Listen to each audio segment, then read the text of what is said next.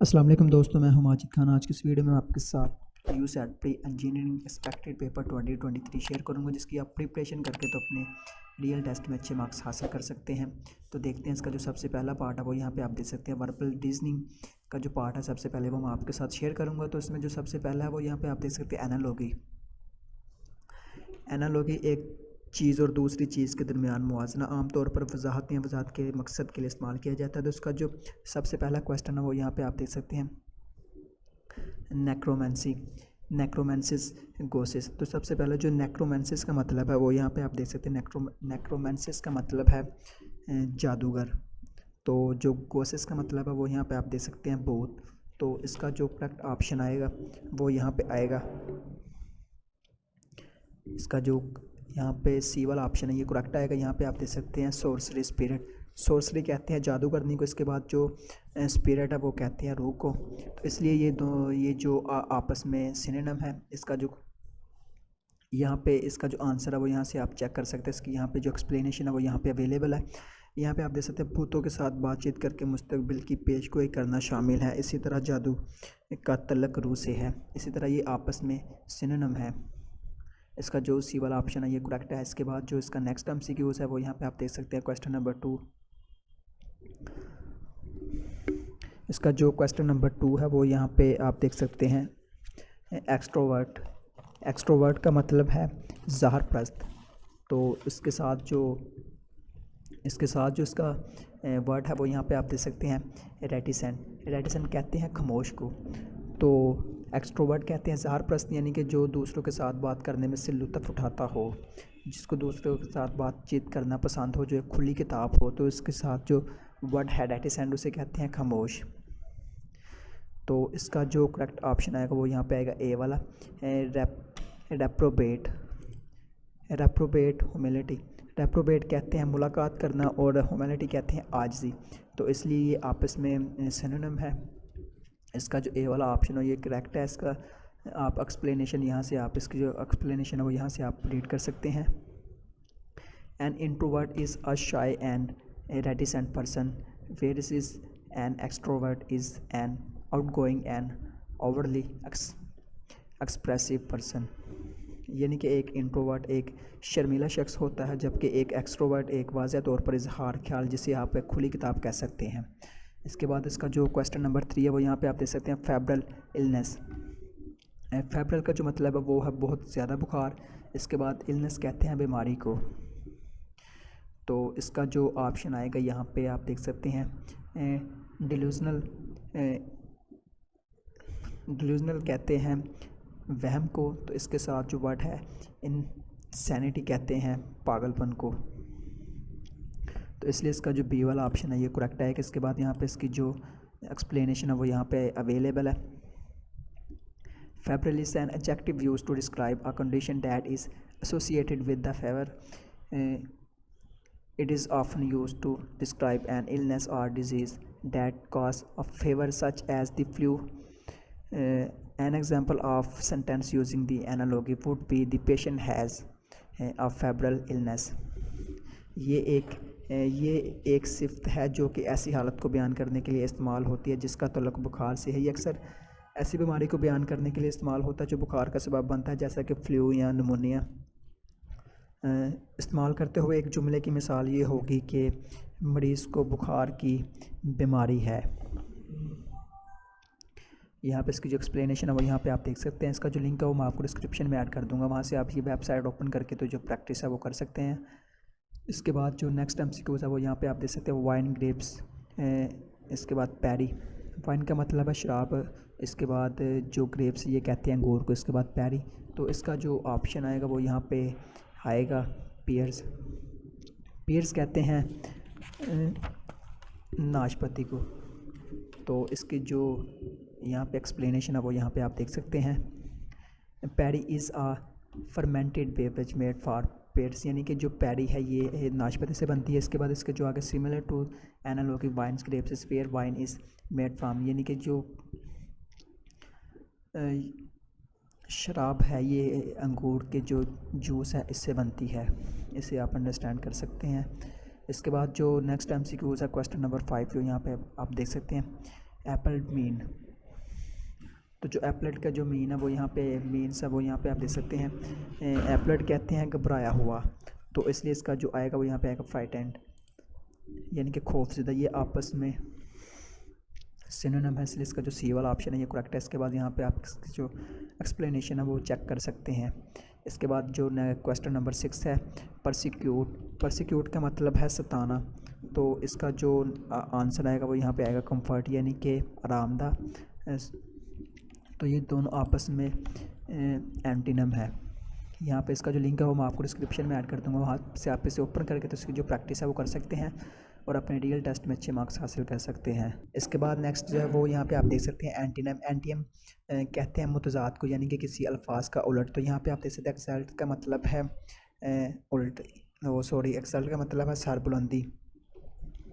तो इसका जो करेक्ट ऑप्शन आएगा वो यहाँ पे आएगा कौनवन, यानी कि इसका जो ए वाला ऑप्शन है ये करेक्ट है, यानी कि मजम्मत करना। कौनवन यानी कि मजम्मत करना, इसलिए एक्साल्ट का मतलब है सरबुलंदी और कौनवन का मतलब है मजम्मत करना। ये दोनों आपस में एक दूसरे का उल्ट है। इसके बाद यहाँ पे नेक्स्ट MCQs, यानी कि जो नेक्स्ट पार्ट है वो यहाँ पे आप देख सकते हैं सेंटेंस कंप्लीटेशन, यानी कि आपने जो खाली जगह है वो, यानी कि फिल इन द ब्लैंक, आपने खाली जगह पुर करनी है। तो सबसे पहला जो MCQs है वो देखते हैं। A child should not be dash as being either very shy or over dash aggressive। तो इसका जो करेक्ट ऑप्शन आएगा वो यहाँ पे आएगा कैटेगरीज, यानी कि इसका जो ए वाला ऑप्शन है ये करेक्ट है। इसकी जो एक्सप्लेनेशन है वो यहाँ पे आप चेक कर सकते हैं और इसे अंडरस्टैंड कर सकते हैं यहाँ पे।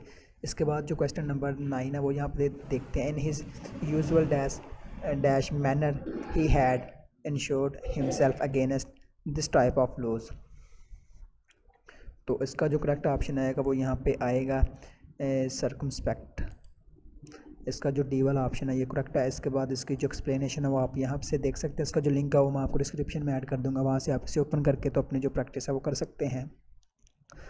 इसके बाद क्वेश्चन नंबर 10 यहाँ पे आप देख सकते हैं। An occasional dash remark spoiled the dash that made the paper memorable. तो इसका जो ऑप्शन आएगा वो यहाँ पे आएगा यहाँ पे इसका जो ऑप्शन आएगा वो यहाँ पे आएगा डी वाला हैकनीड ओरिजिनलिटी। इसका जो डी वाला ऑप्शन है ये करेक्ट है। इसकी जो एक्सप्लेनेशन है वो यहाँ पे अवेलेबल है, यहाँ से आप इसकी एक्सप्लेनेशन है वो अंडरस्टैंड रीड कर सकते हैं। इसके बाद जो क्वेश्चन नंबर 11 है वो यहाँ पे आप देख सकते हैं। It would be difficult for one so dash to be led to believe that all man are equal and that we must disregard race colour and creed.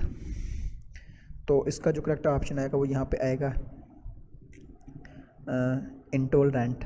इसका जो ए वाला ऑप्शन है ये यहाँ पे करेक्ट है, इंटॉलरेंट। इसका जो ऑप्शन है ये करेक्ट है। इसके बाद यहाँ पे इसकी जो एक्सप्लेनेशन है वो भी यहाँ पे से आप जो रीड कर सकते हैं। इसके बाद यहाँ पे जो क्वेश्चन नंबर 12 है वो यहाँ पे आप देख सकते हैं। The playwright was known not for his original ideas that had been pronounced by others। तो इसका जो क्वेश्चन नंबर 12 का जो आंसर है वो यहाँ पे आएगा प्लेजरिज्म। यहाँ पे इसका जो डी वाला ऑप्शन है ये करेक्ट है। इसके बाद इसकी जो यहाँ पे आप देख सकते हैं एक्सप्लेनेशन इसकी जो यहाँ पे अवेलेबल है। इसके बाद जो नेक्स्ट है वो यहाँ पे क्वेश्चन नंबर 13 यहाँ पे आप देख सकते हैं। We have in America that speech that is neither American Oxford English nor English but a dash of all three. तो इसका जो करेक्ट ऑप्शन आएगा वो यहाँ पे आएगा, यहाँ पे जो इसका करेक्ट ऑप्शन है वो यहाँ पे आएगा सी हाइब्रिड कॉम्बिनेशन। इसका जो लिंक है वो मैं आपको डिस्क्रिप्शन में ऐड कर दूंगा, वहाँ से आप इसे ओपन करके तो इसकी जो प्रैक्टिस है वो कर सकते हैं और अपने जो कंसेप्ट है वो क्लियर कर सकते हैं। इसके बाद इसका जो नेक्स्ट पार्ट है वो यहाँ पे आप देख सकते हैं कॉम्प्रीहेंशन शॉर्ट पैसेज पैराग्राफ। तो ये पैराग्राफ रीड करके तो आपने इसी में से जो क्वेश्चन के आंसर है वो फाइंड करने हैं। तो सबसे पहले ये पैराग्राफ रीड करते हैं। It is difficult to reconcile the ideas of different schools of thought on the question of education. Some people maintain that peoples of school should concentrate on a narrow range of subjects which will be benefit them directly in their subsequent careers. Other contend that they should study a wide range of subjects so that they not only have to specialized knowledge necessary for their chosen careers but also sound general knowledge about the world.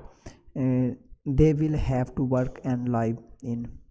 Supporters of the first theory state that the greatest contribution to civilization are made by those who are expert in their trade or professional, and those on other side say that unless they have about general education, the experts will be too narrow in their outlook to have sympathy with their fellows, or a proper sense of responsibility towards humanity as a whole.